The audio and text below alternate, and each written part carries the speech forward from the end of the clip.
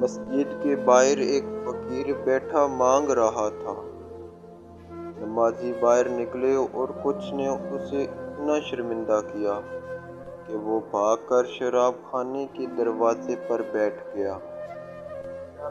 جو بھی شرابی نکلتا اسے کچھ نہ کچھ دے کر کہتا کہ ہم تو گنہگار ہیں، شاید تیری دعا سے ہی نجات مل جائے۔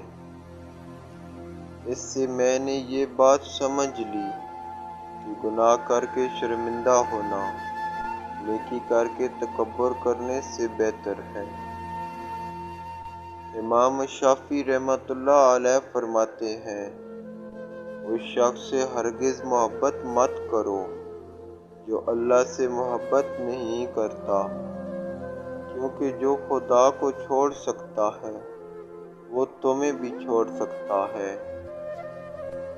سورہ شمس میں خدا 11 قسمیں کھانے کے بعد فرماتا ہے، بے شک وہ کامیاب ہو گیا جس نے اپنے نفس کو پاکیزہ بنا لیا۔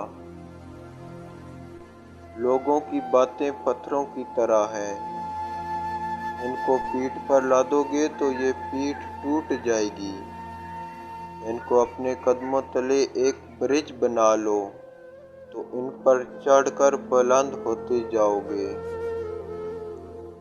آپ کے اخلاق کی قدر بھی لوگ اس وقت کریں گے جب آپ کے پاس دولت اور طاقت ہو، غریب کتنا ہی خوش اخلاق کیوں نہ ہو، لوگ اس کے اخلاق کو اس کی کمزوری سمجھتے ہیں۔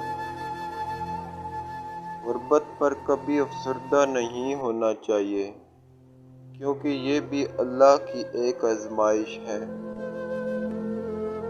حضرت امام شافعی رحمۃ اللہ علیہ فرماتے ہیں، 3 عمل ایسے ہیں جو انسان روزانہ کرتا ہے، اس کا رزق بہت زیادہ بڑھ جاتا ہے: تہجد کی نماز پڑھنا، کثرت سے صدقہ کرنا، کثرت سے اللہ کا ذکر اور استغفار کرنا۔